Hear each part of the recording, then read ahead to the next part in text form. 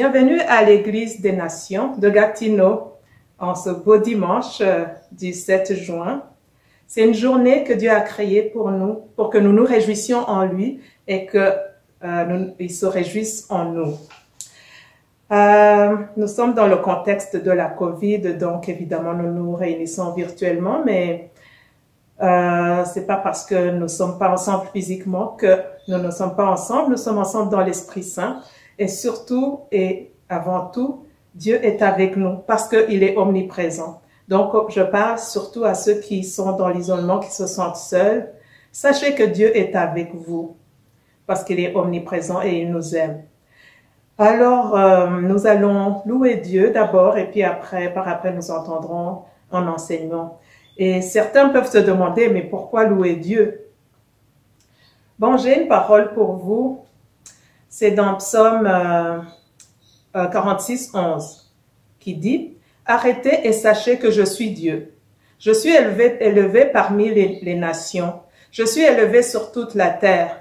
Yahweh des armées est avec nous. » Nous le louons parce qu'il est au-dessus de tout. Il est élevé au-dessus de tout ce qui existe et nous dépendons de lui. Et Psaume 46, verset 1 dit encore « Dieu est pour nous un abri sûr, un secours toujours prêt dans la détresse. C'est pourquoi nous n'avons rien à craindre. En lui, nous n'avons rien à craindre. En lui, c'est un abri sûr, nous avons tout ce qu'il nous faut, nous vivons pleinement en lui et il répond à tous nos besoins. C'est pourquoi nous venons avec joie nous réjouir en lui et recevoir de lui. Et il nous fait grandir en lui. Donc, voilà, nous allons être conduits dans la louange aujourd'hui par Sarah et Ryan. Et par la suite, nous entendrons la parole de Dieu qui nous sera communiquée par notre frère Gerson. Donc, je vous invite à ouvrir vos cœurs pour louer Dieu comme il en est digne et à recevoir de lui. Et que l'Esprit Saint nous aide, qu'il nous garde dans l'unité en tant qu'enfants de Dieu et famille du Dieu très haut.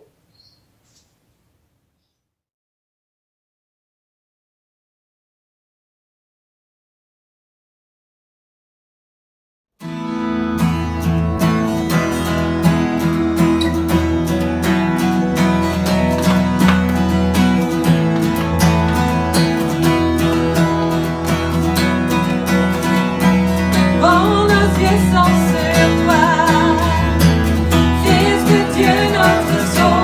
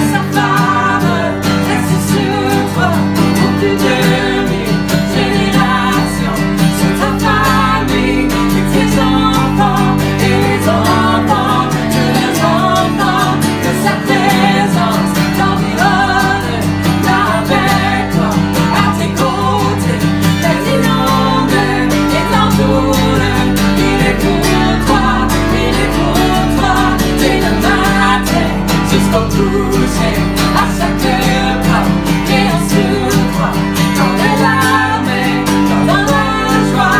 Il est pour toi, il est pour toi, il est pour toi, il est pour toi, il est pour toi, il est pour toi, il est pour toi, il est pour toi.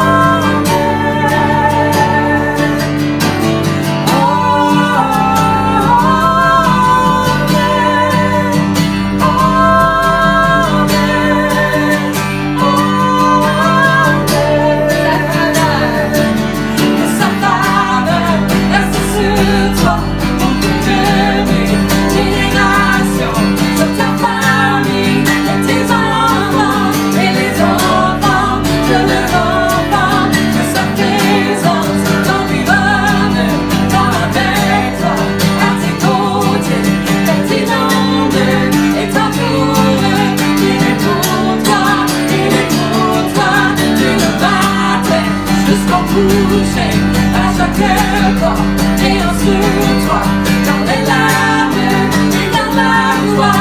Il est pour toi, il est pour toi, il est pour toi, il est pour toi, il est pour toi, il est pour toi, il est pour toi, il est pour toi.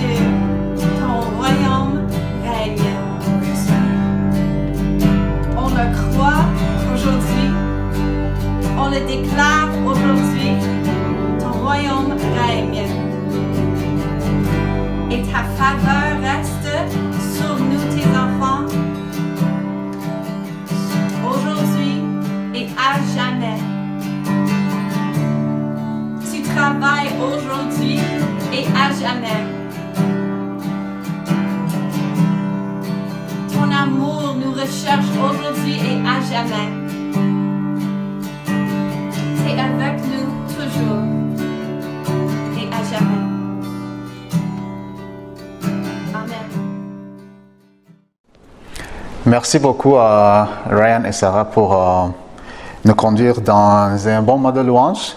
Et j'aimerais continuer avec ce sujet de louange. Il est vraiment très bon de louer l'Éternel.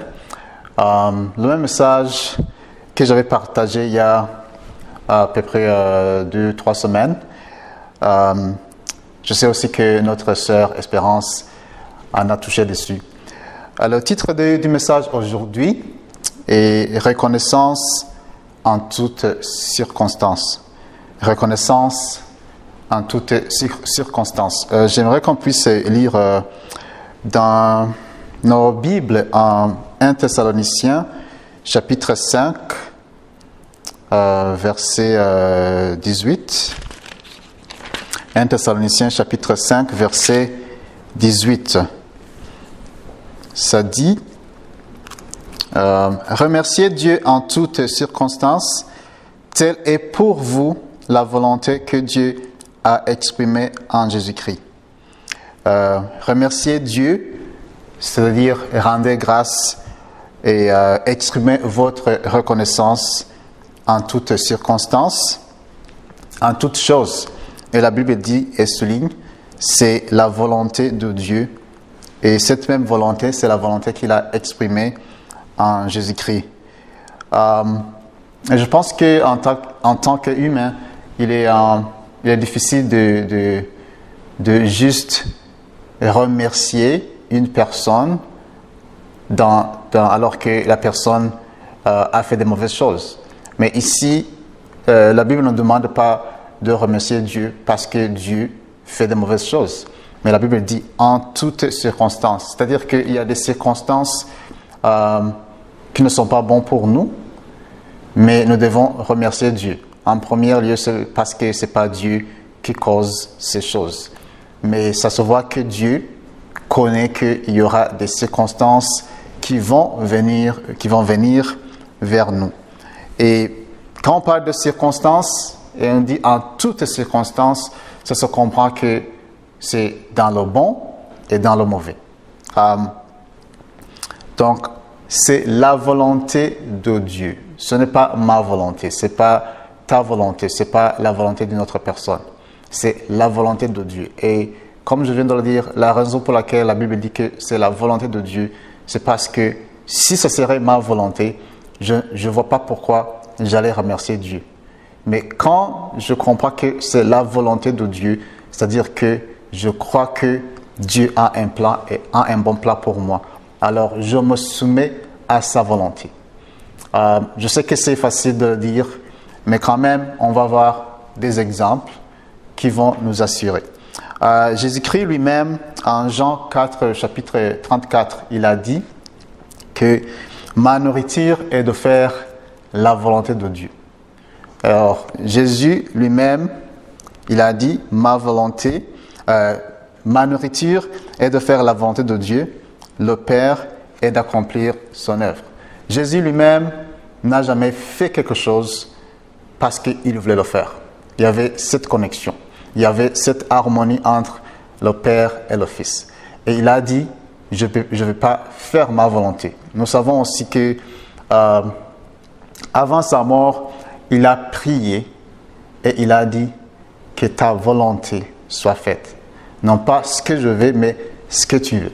Alors vous voyez que ici Dieu nous demande de nous soumettre à sa propre volonté.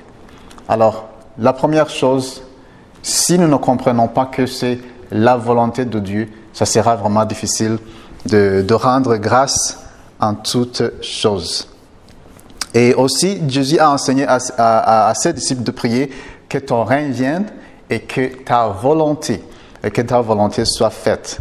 Alors, c'est la volonté de Dieu qui soit faite dans nos vies. Donc, quand Jésus parlait que sa nourriture, quand on parle de la nourriture, c'est quelque chose qui nous fait vivre.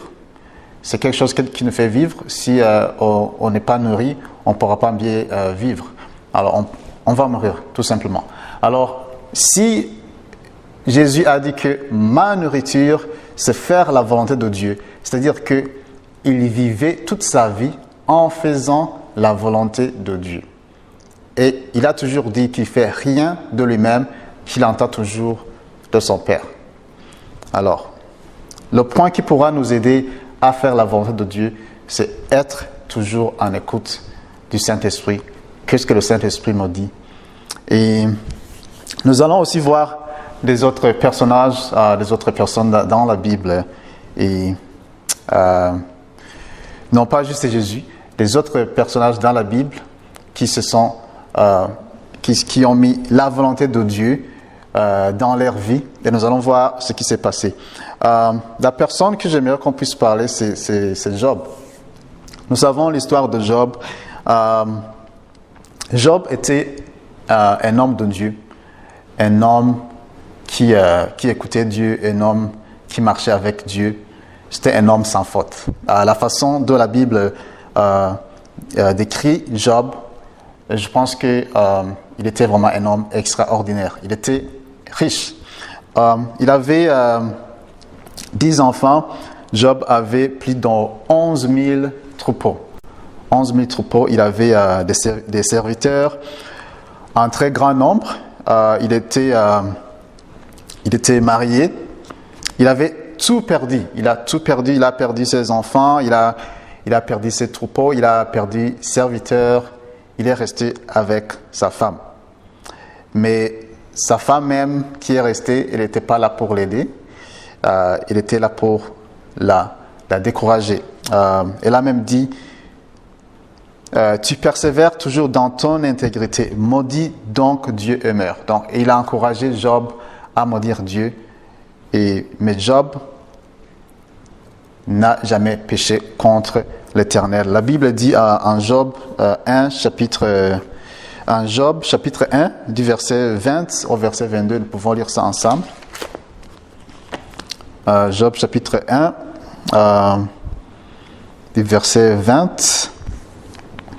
La Bible nous dit que quand il avait entendu toutes ces mauvaises nouvelles, alors Job se leva, il déchira son manteau, se rasa la tête, puis se jeta par terre pour se prosterner, et il dit, « Je suis sorti nu du ventre de ma mère, je retournerai nu.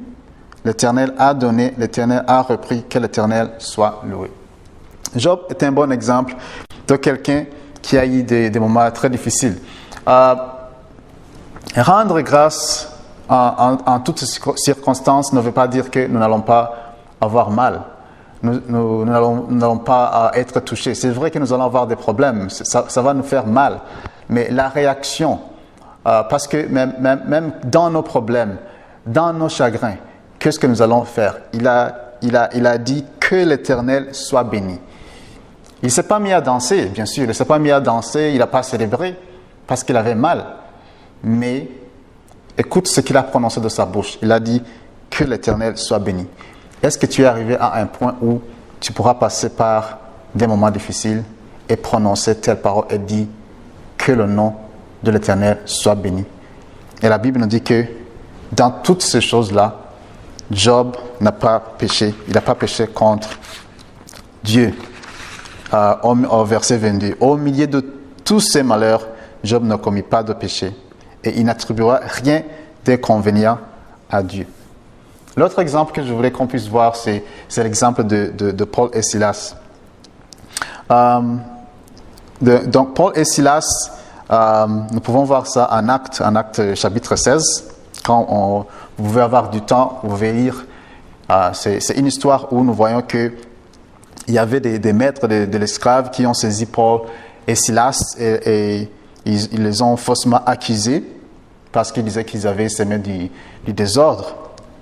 Et puis, ils avaient amené des coutumes non romaines. Et puis, c'est parce qu'ils avaient délivré une femme. Il y avait une femme esclave parce qu'ils utilisaient, ces maîtres-là, ils utilisaient des femmes pour faire de l'argent. Il y avait des femmes esclaves qui avaient des dons, qui pouvaient voir, qui avaient... donc, ils avaient comme une marché où ils pratiquaient ce genre de vendre les personnes, de vendre des femmes.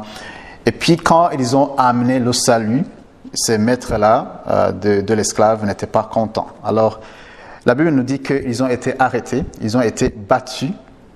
Ils ont été battus à coups de bâton, ils ont été jetés en prison. en Acte 16, chapitre 16, en Acte chapitre 16, du verset 25 à 31, la Bible nous dit que leurs pieds restaient attachés dans des blocs et des bois, donc ils étaient en prison. Et la Bible nous dit que vers le milieu de la nuit, Paul et Silas priaient et chantaient. Alors, il y a deux hommes qui étaient arrêtés, forcément accusés, et ils étaient liés, mais ils n'ont pas laissé les problèmes, les circonstances, les arrêter de louer l'Éternel. Ils étaient physiquement liés, mais ils étaient libres spirituellement. Alors, ils ont commencé à chanter. Alors, ils ont chanté, et la Bible nous dit que les autres prisonniers les ont entendus. Donc, ils les écoutaient. Et puis, tout à coup, au verset 26, Acte chapitre 16, verset 26, la Bible nous dit que tout à coup, un violent tremblement de terre secoua la prison jusque dans des fondations, dans ses fondations, et toutes les portes s'ouvrirent à l'instant même. Et les chaînes de tous les prisonniers se détachèrent. Amen. Ça, c'est le pouvoir de louange. Ils ont loué l'Éternel dans des circonstances que personne ne penserait même de louer l'Éternel. Ils étaient en prison, mais ils ont choisi de louer l'Éternel. Et il y a eu une délivrance. Au verset 27, le gardien se réveilla et sursaut et vit les portes de la prison grand ouvertes. Alors il tira son épée, il allait se tuer. Mais Paul et Silas, ils sont venus, ils l'ont empêché de se tuer. Ils ont dit que tous les prisonniers étaient là. Il avait eu peur. Il demandait, qu'est-ce que je vais faire? Qu'est-ce que je vais faire? Et voilà ce qu'ils ont répondu. Crois au Seigneur Jésus et tu seras sauvé. Il en est de même pour toi et pour les tiens. Vous voyez qu'ils ont été faussement accusés. On les a jetés dans la prison. Mais à cause des louanges, ils ont été libérés. Les autres prisonniers ont entendu la bonne nouvelle. Même le gardien et sa maison.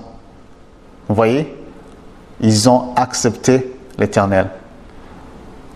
Et ça a commencé par les louanges. Ça a commencé par rendre grâce au Seigneur. Vous voyez, nous ne rendons pas grâce au Seigneur, disent car il est bon, parce que juste les choses vont bien avec nous. Mais dans les circonstances, loue l'Éternel. Et il va se montrer qu'il est un bon Dieu. Un Dieu qui est toujours présent. Alors, nous voyons que les deux cas sont vraiment différents. Job n'a pas dansé, il n'a pas pris une guitare ou un tambour pour louer l'Éternel après ces mauvaises nouvelles. C'était difficile pour lui, mais quand même, il a loué l'Éternel. Tu peux louer l'Éternel avec tes paroles. Tu peux louer l'Éternel. Même si tes pieds sont liés, tu peux toujours chanter.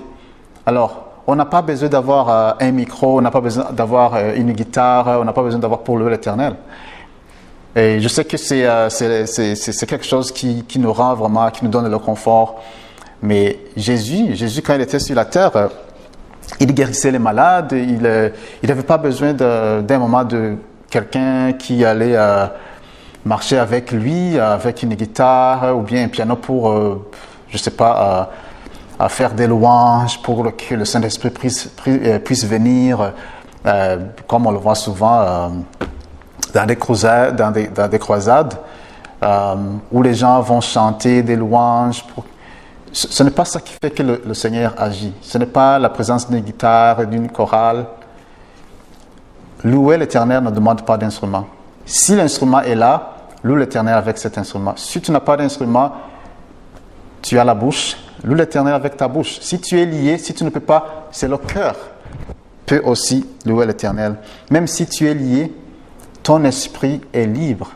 Dieu nous a donné cet esprit pour que nous puissions avoir cette liberté pour le louer et l'adorer. Ce n'est pas non plus un lieu où, parce que nous disons à l'église, on va à l'église, et l'église, c'est une famille de Dieu. Ce n'est pas un bâtiment, ce n'est pas un endroit. Dans ce temps-là où nous avons le coronavirus, le gouvernement n'a jamais été arrêté de fonctionner parce que les bureaux sont fermés. Il y a des gens qui travaillent de la maison et le gouvernement continue à fonctionner. Donc, on ne peut pas dire que le gouvernement est fermé et ne fonctionne pas. Alors, pourquoi est-ce que nous allons dire que les églises sont fermées? Les églises ne sont pas fermées. Nous ne louons pas l'Éternel parce que nous sommes dans des bonnes circonstances, parce que nous sommes dans un bâtiment que nous appelons entre parenthèses église. Nous sommes l'église, nous pouvons louer l'Éternel n'importe quand. Une autre chose que je voulais dire qui pourrait nous encourager, c'est de regarder. Regarde ce que la Bible nous dit à propos de Job. Regarde ce que la Bible nous dit à propos de Paul et Silas. Ce sont des choses qui peuvent nous enseigner. Parfois, nous pouvons croire que nos problèmes sont les plus pires, mais ils ne le sont pas. Ils ne sont pas.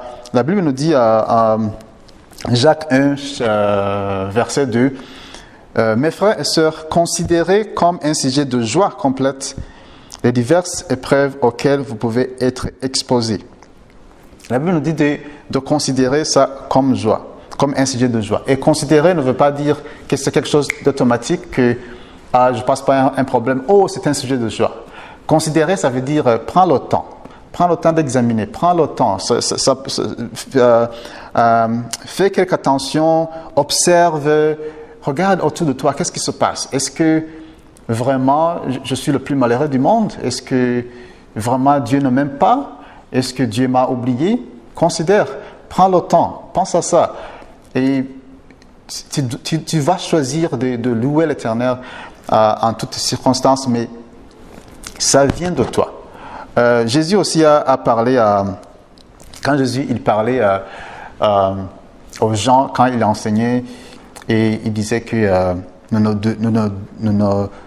ne devons pas à dire que qu'est-ce que je vais manger demain, comment est-ce que je vais vivre. Il a dit regardez les oiseaux, ils ne moissonnent pas, mais le Père il donne quoi à manger. Regarde les fleurs, comment est-ce qu'ils sont très jolis, comment est-ce qu'ils sont bien habillés.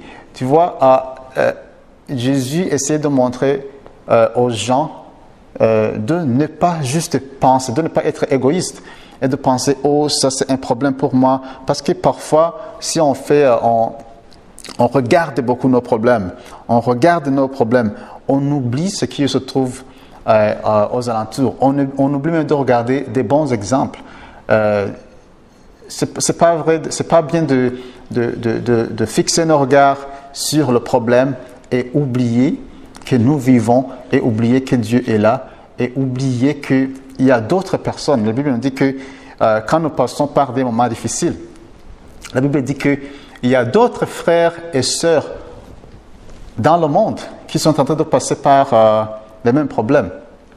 Est-ce que ça n'arrive pas que parfois nous exagérons et nous croyons que tout est perdu, tout est fini pour nous, et peut-être pas. Je vais finir par juste un petit exemple d'un ami, qui il n'est pas sauvé, il n'est pas chrétien. Et puis un jour il m'a parlé, il me disait qu'il avait beaucoup de problèmes. Chaque fois il me parlait de ses problèmes. Et il vivait dans la maison de sa mère, il conduisait la voiture de sa maman, mais il y avait vraiment un problème. Et que chaque fois, il me disait, j'ai beaucoup de problèmes. C'est vrai, il avait des problèmes. Et je l'écoutais, j'essayais de l'aider. Et puis un jour, il a dit, oh, moi, je vais me suicider. Il me disait de toutes ces choses-là. Et moi, j'écoutais, il me parlait. J'essayais de peser ses problèmes parce que je savais d'autres gens qui ont passé par des problèmes. Et puis un jour, il est venu, il m'a parlé des problèmes. Il me disait, cette nuit, je vais mourir, je vais me suicider. Et puis moi, je lui ai dit, tu sais que toi, tu es parmi les gens qui sont privilégiés au monde. Je lui ai dit, tu connais qu'il y a des femmes dans des forêts, il y a des femmes qui ont constamment violé, qui ont perdu leurs enfants, qui ont perdu leur mari, qui ne savent même pas comment ils vont vivre demain. Ils ne savent même pas comment ils vont avoir à manger. Ils n'ont rien, ils sont pauvres. Mais tu sais que si tu le demandes aujourd'hui, ce qu'ils vont choisir, que ce sera la vie. Je ne pense pas qu'il était vraiment content de ma réponse. Il est parti et je ne l'ai pas vu après quelques 3 jours. Il est venu, il m'a appelé, il a dit, garçon, je voulais te remercier. Je voulais te remercier parce que tu as ouvert mes yeux. Tu as ouvert mes yeux parce que je regardais mon problème comme le problème le plus pire du monde. Je croyais que j'allais mourir, mais c'est parce que dans ma tête et mes yeux étaient tout concentrés sur le problème. Mais la Bible nous dit, regarde, regarde. Donc, j'aimerais nous demander quand nous passons par des moments difficiles, louons l'Éternel, élevons nos voix. C'est vrai, ça peut faire mal, mais encore, il ne faut pas croire que le problème que tu as est plus grand que notre Seigneur. Et aussi, sache qu'au monde, il y a d'autres personnes qui sont en train de passer par les mêmes problèmes. La parole nous encourage et les frères et sœurs sont là pour prier et pour t'encourager au moment où tu es découragé. J'aimerais que tu sois encouragé, que tu persévères dans la prière et dans ta foi. Merci, que Dieu bénisse tout le monde. Nous tenons à remercier tous ceux qui nous ont écoutés ce matin. Vous savez, Dieu nous aime et il nous a créés pour vivre en relation avec lui. Mais à cause de la désobéissance de l'homme, nous avons perdu cet accès auprès de Dieu. La Bible dit car tous ont péché et sont privés de la présence de Dieu. Mais Dieu qui est riche en amour a envoyé son Fils, Jésus-Christ, mourir sur la croix afin que quiconque croit en lui ne périsse pas, mais qu'il reçoive la vie éternelle. Désormais, au moyen de la foi, nous pouvons avoir de nouveau une relation avec Dieu. La Bible dit que c'est par la grâce que vous êtes sauvés, par le moyen de la foi. Et cela ne vient pas de vous, c'est le don de Dieu. C'est par la confiance que je mets en la personne de Jésus que je peux être sauvé. Si ce matin, c'est le désir de votre cœur de placer votre confiance en Jésus-Christ, vous pouvez prier avec moi. Je vous invite à faire cette prière du fond de votre cœur. Seigneur Jésus, Seigneur et Sauveur Jésus, ce jour, je choisis de placer ma confiance en toi. Je te demande pardon pour tout ce que j'ai fait qui ne t'a pas plu. Merci du pardon que tu m'accordes. Désormais, je choisis de placer ma confiance en toi. Je choisis de vivre en suivant tes enseignements. Amen. Si vous avez fait cette prière, faites-nous le savoir en nous envoyant un courriel et nous prierons pour vous. Que le Seigneur vous bénisse. Sachez que vous êtes aimés.